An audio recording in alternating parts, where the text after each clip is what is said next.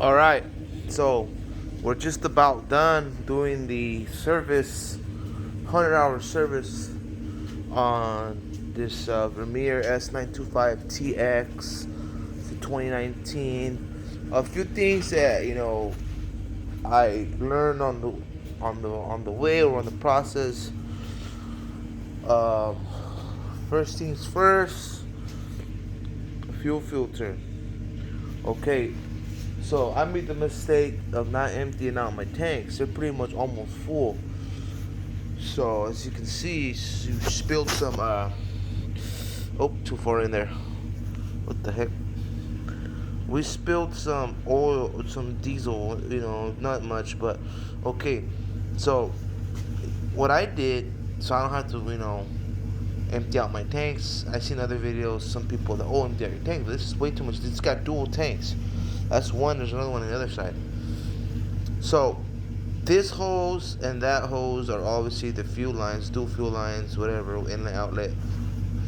So what I did is I just took the hoses off, plugged them, and replaced my filter right away.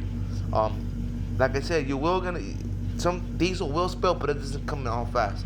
It just starts to kind of just drain out if you leave it. If you want to drain out your fuel tanks, and I'm sure that's probably how you do it, is take those hoses out and drain them out. But I don't see a point in that when you can just take them off, plug them. Now I was thinking of I might add them later on. I don't have time right now, but I might add just a few shut-off valves on those hoses, one on each side, just to shut them off while I replace the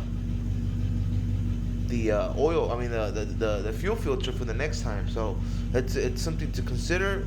Just put in a few shut-off valves on each side, and that way you don't have to take the hoses off, and that avoid any overspilling, or you're still gonna get some from the filter a little bit, but it's hardly anything.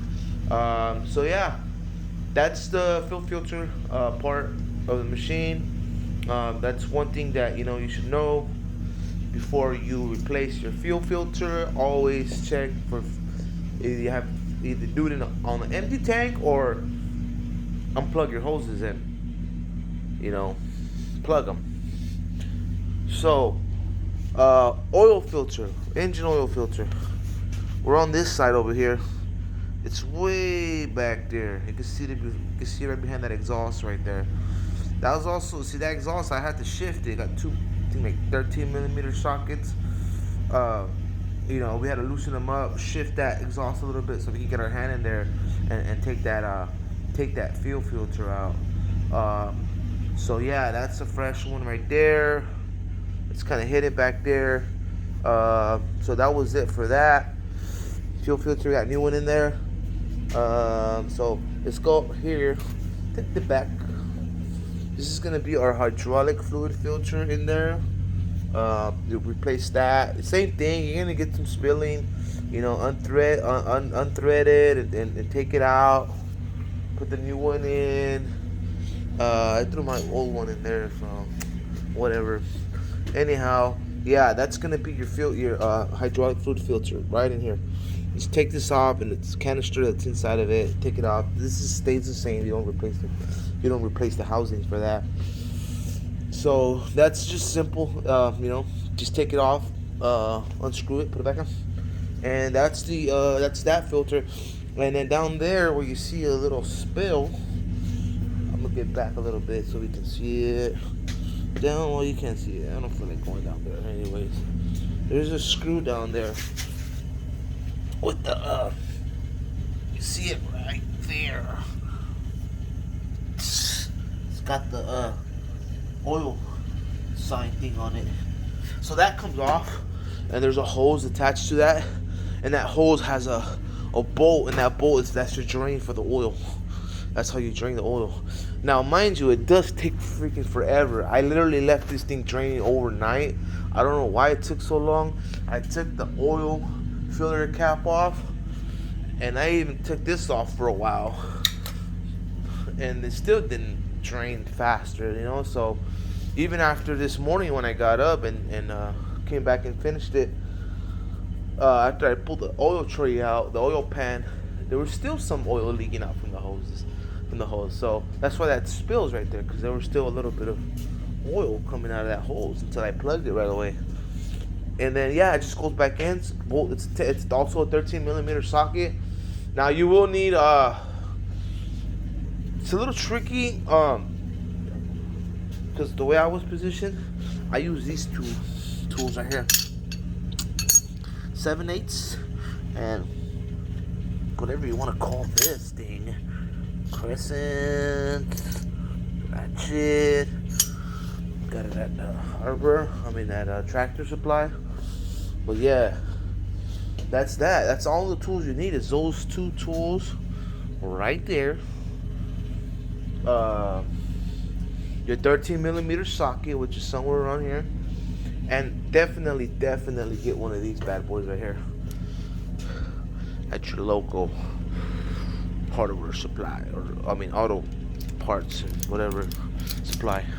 Yeah, this thing's gonna come in handy. This will work for all 3 filters. One size fits all. So it's gonna be the smaller one.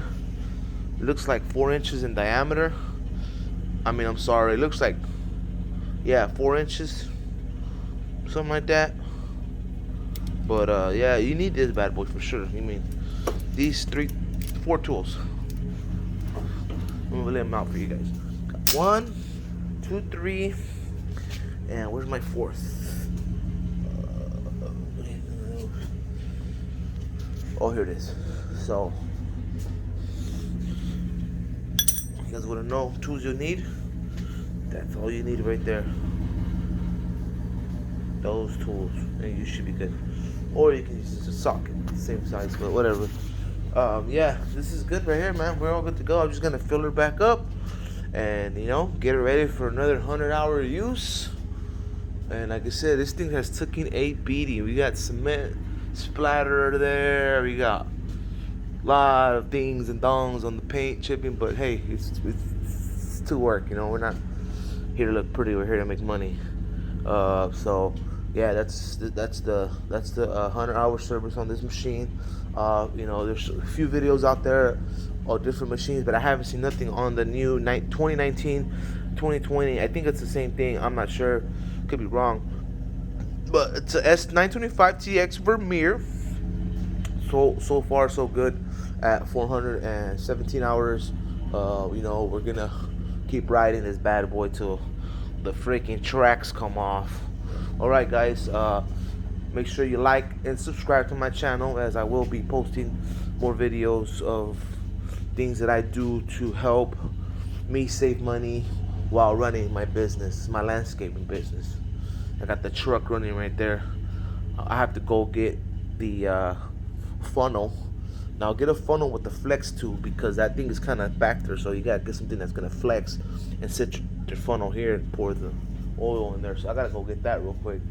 And so yeah, I'll give you guys an update once we're running and going, and we should be good, man. I think I covered all my corners. I think we did a pretty good job. Like I said, there's a lot of learning stuff on the way, but this stuff's got to be done every 100 hours. Now I'm not about to be paying $300+ every time I go to the dealer, and get this stuff done. I could just do it myself.